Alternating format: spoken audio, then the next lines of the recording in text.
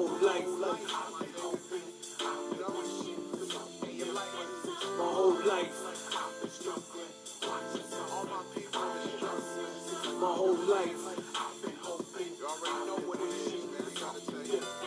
My whole life I've been getting by, barely surviving, man. I done seen everything, no nothing can surprise me. I stayed prepared for the worst. I've been depressed since my mama died. They call it cancer, me I call it homicide. And now I'm traumatized, scarred for life. For all my niggas locked up behind bars for life. Fuck the stars and stripes, so niggas talk about his cars and ice. What all they giving us is scars and stripe. I can't sleep, so I toss at night like a fish out of water. At 14, they had me pitching in quarters, running up the fees, taking in orders like a way to do. When all I wanted was some shoes and a plate of food. I think back and feel sorry for that young nigga, a future doctor that they turned into a drug dealer. It seems like I never had a chance, like I was born to die. But now I wanna know why my whole life. I've been struggling, why you suffering? I've been hustling my whole life. I've been hoping, I've been wishing for something different my whole life. I've been struggling, why you suffering? I've been hustling my whole life. I've been hoping, I've been wishing. Real shit. What we got? Where does eternity take us? From the womb to the tomb, we twist and turn in the matrix. Living this existence in the system where we just equations, numbers, nothing more. Another slave on a slave ship, another horse on the farm, another nigga in jail for the million fucking time. Yeah, we living in hell. Satan is the people in power. The whole power structure, people that place people under the dollar. Scholars and college professors lecture, we succumb to the pressure. Fucked up in the game, hustle for paper, better yet for the basics. For food, clothes, and shelter, mad niggas doing state biz. Some doing fair time, while others lost their life. Some stuck in dead-end jobs, they whole fucking life. In debt, bad credit, living check to check. Stressed out, kinda like I see my mom my whole life. I've been struggling, why you suffering? I've been hustling my whole life. I've been hoping, I've been wishing for something different my whole life. I've been struggling, why you suffering? I've been hustling my whole life.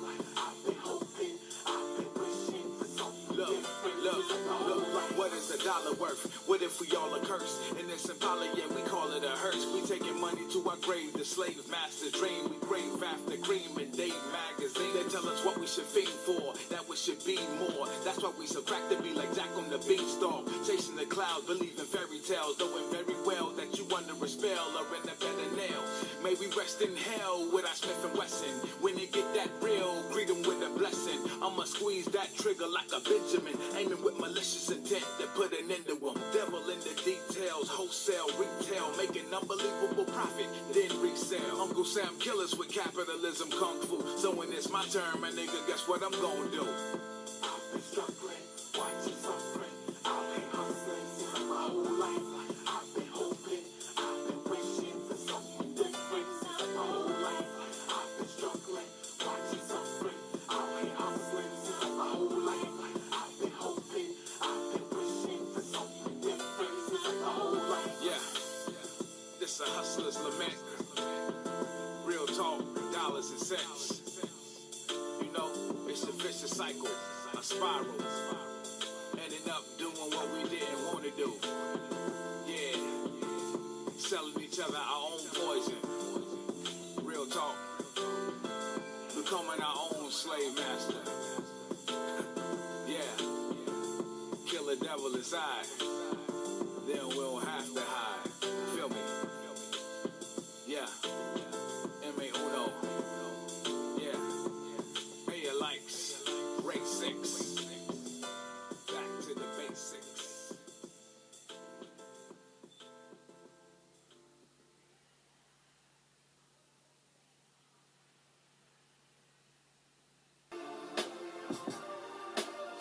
Uncle John Snap, who two up on Black Power. What's up? It's your brother Nguvo. Now you see RN now. You already know this. Watching RNM RBG TV family. You know that we keeps a G. You already know. Raw and uncut common sense, science for the common people. Dealing with common issues, seeking common solutions. You already know how we gonna win this war, this battle, these situations. It's with black love, because you know why? Black love is a cure for the black nation. So let's get it. Another one of those late night type vibes. Just another one of those moment in time with Brother Nguvo's, man, on the late night. The things that I come across on the late night are so crazy. Now, with that being said, I just want to take this time out, and I just want to share a clip with y'all. I just want to share this little video with y'all or whatever. And I'm not going to tell you anything. I'm going to place it before you. You're going to do your own math. The equation is going to be laid out in front of you. Do your own equation. Come up with your own answer, nonetheless. But I will tell you this. Once you start using your mind, once you start thinking, because once again, thinking is not illegal. Living black ain't wrong. Once you start doing that, you'll see, based on this video I'm going to show you, you'll see the correlation with reality. From the past to the present. You'll see it. So in the meantime, between time, walk with me, I walk with you. You already know this RNMORBG TV, we keep it G. Stay tuned, check out the clip. Alright? Hold on. Mr. Jones owned a cotton plantation and many slaves. One day he was talking to the owner of the plantation next to his, and Mr. Jones was lamenting the fact that times were tough. He was having to work his slaves harder than ever, and was having trouble with some of them being disobedient or trying to run away. The other plantation owner said he knew someone who could help. Day 1. One day, Mr. Jones called his slaves together so a man named Mr. Smith could talk to them. Before beginning, Mr. Smith whispered to Mr. Jones, "Whatever I say, do not contradict me or interfere, and I promise you your slave troubles will end." "My name is Mr. Smith," he said to the slaves, "and this may be the happiest day of your lives. From today forward, you will no longer be slaves, but free men." Mr. Jones was so shocked he started to step forward, but Mr. Smith gestured for him to remain silent. He did, only because the other plantation owner had spoken so highly of Mr. Smith's skills. "You are no longer the property of Mr. Jones," Mr. Smith continued. "You are free. No more would you be forced to labor for the benefit of Mr. Jones. Now you can work for yourselves." Now the slaves were all murmuring and looking at each other. Many were smiling, many were looking puzzled. "In fact, you are now free to leave the plantation whenever you want," Mr. Smith said. "However, since we are surrounded by other plantations, if you leave, some other plantation owner will likely claim you as his own the moment you set foot on his property. So I urge you not to risk your newfound freedom by doing something so foolish. Instead, I suggest that you stay here, no longer as slaves, but as willing participants and part owners of this plantation. Yes, this is now your plantation." Mr. Jones bit his tongue to keep from objecting. "For now, we might as well leave Mr. Jones in charge," said Mr. Smith, "since he is the only one with any experience at running a plantation, which is quite a complicated thing to manage. But he will no longer be your master, but just another worker on the plantation. In fact, he will now be using his organizational and management skills to serve you. Whatever problems you may have had with him before, you are now all equals, and you need each other to make this work. If we all cooperate and work together, we can all reap the benefits together. In honor of this happy occasion, I present you this new symbol of togetherness and cooperation, this flag, which shall be the emblem of the new free Jones plantation." He held up the new flag, but most of those listening were still too amazed to respond. "And this shall be our motto," Mr. Smith announced. "We work together as free men for our mutual benefit, pledging our allegiance to the Jones plantation, which stands for prosperity, liberty, and justice for all. To celebrate, everyone has the rest of the day off. Enjoy your freedom, do as you please, and be back here tomorrow morning, bright and early, so that we may begin work on this great and noble new endeavor as equal free men." Finally convinced that Mr. Smith was serious, the former slaves applauded and cheered. Day 2. "We all want this plantation to do well," Mr. Smith said at the beginning of the next meeting, "so we can all share in the benefits. We all know that it takes a lot of effort to make a cotton plantation work. Just because you're all free doesn't mean you can stop working. In fact, since you're now working for yourselves, I expect you to work even harder than ever before, but now with pride and joy, knowing that you're working for yourselves. Of course, there still have to be rules. If everyone just does whatever he wants, the plantation won't produce anything. This experiment will fail and we'll all starve. You should be thankful that Mr. Jones has agreed to stay on to lend his knowledge and skills to this endeavor, and I trust you will all do your own part to make this work. Several of you have been chosen to act as project supervisors to manage different aspects of the operation, to make sure everyone is doing his assigned job, to make sure that the rules are followed, and so on. The rest of you may head out to the fields to start your first day of work as free men." Day 3. The next morning, Mr. Smith had a grim expression on his face as the daily meeting began. "I have an unpleasant duty to do today," he said. "Yesterday, Charles was caught keeping some of the cotton he picked, presumably to sell for his own personal profit. That is against the rules. That is stealing. For that, Charles must be punished." Two men tied Charles to the whipping post. "I take no joy in this," Mr. Smith continued, "but you must understand, if we do not maintain order, if we do not have rules that we all abide by, then the plantation will fail, and we will all suffer."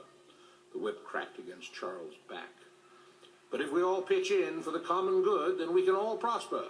Being free doesn't mean you should be selfish and greedy. We must each do our assigned duties and obey the rules, and then we can all benefit, and each of you will receive your appropriate share of the profits." A young man named Samuel stepped forward.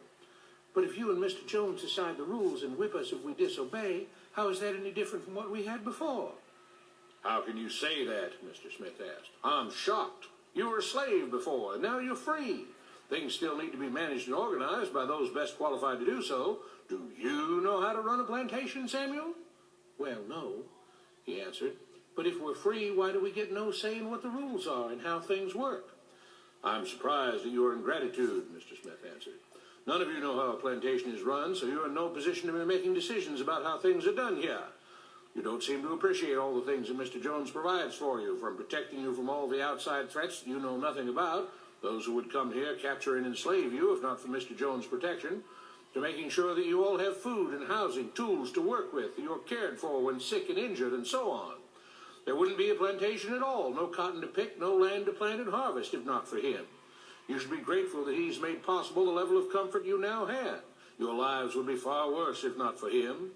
Nevertheless, as free and equal participants in this endeavor, from now on at each meeting, any worker may have 2 minutes to ask questions or voice suggestions or complaints." With that, the workers all seemed satisfied and headed out again to the fields to pick the cotton. Day 4.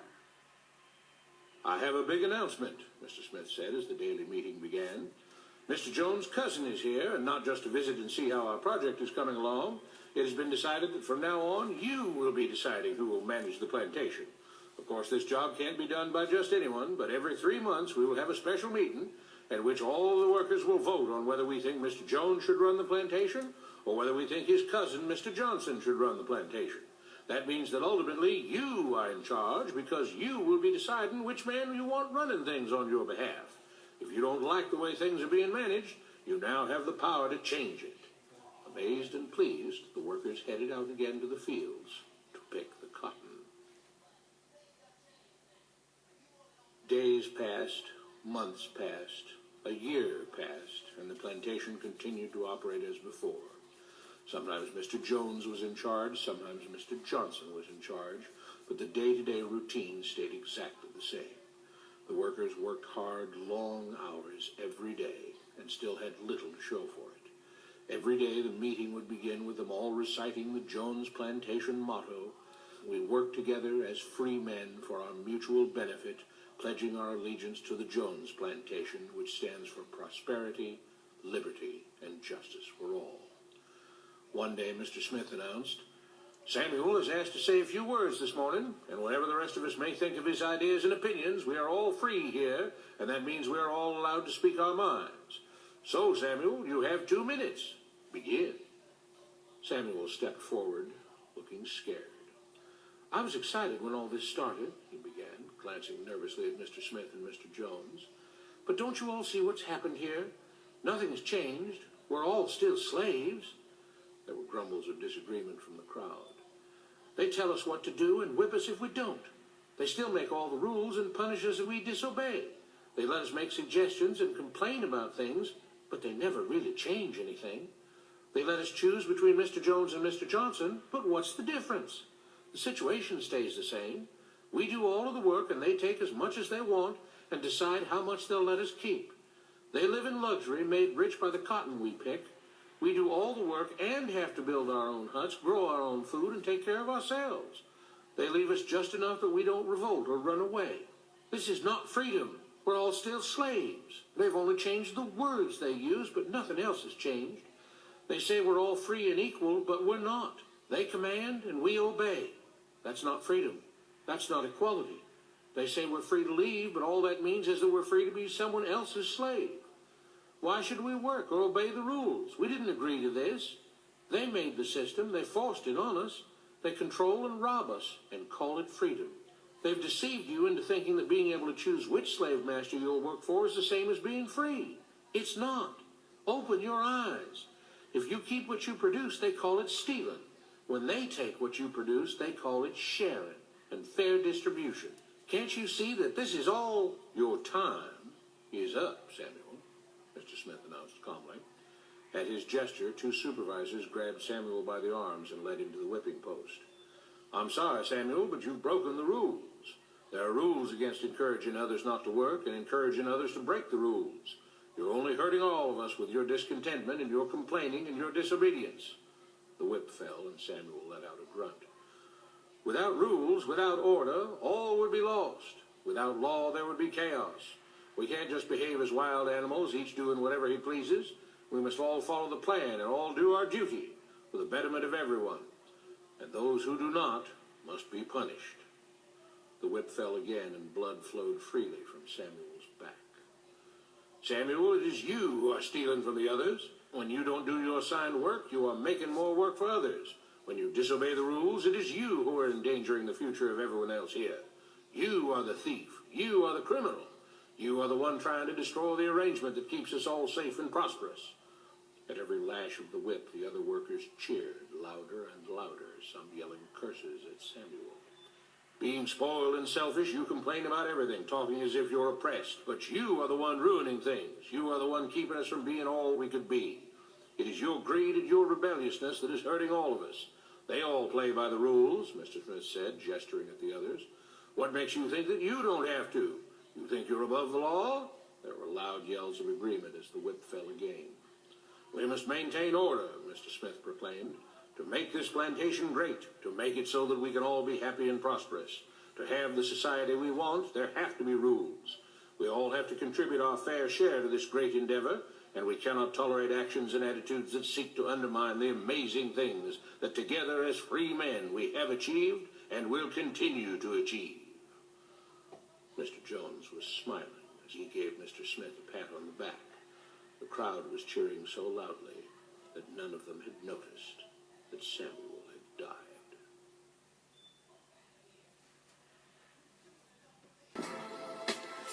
Alright, so we back.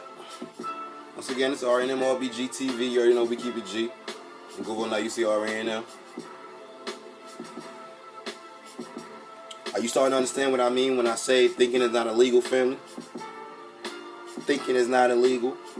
Again, thinking is not illegal. You're able to put the equation together. You're able to solve the equation and see shit for what it is. And it's called reality. And once you're able to see reality, you're able then to now plot your course and make your movements. You understand? If you can't see today, right now, 2015, July 15th, 16th, whatever date this is or whatever, if you can't see today in that clip that I just showed you, then you straight up in La La Land. Real talk. You're not in the realm of reality. You're in La La Land. You sleeping, you in a coma. Family, it's okay. We need to wake up and face reality for what it is. Stop being scared. Stop living in fear. Stop being in denial. Because the more you deny, the more you reset the clock. The more you reset the clock, the more we can't move forward. It's just that simple. Simple math, man. Again, thinking it's not illegal. Living black is not wrong. In the meantime, between time, you already know I'm your brother Nguvo. Now you see RNM. It's RNMRBG TV. You already know we keep it G. Always remember that, family. Black love is a cure for the black nation. So let's get it. Stop wasting time, man. Raise it high.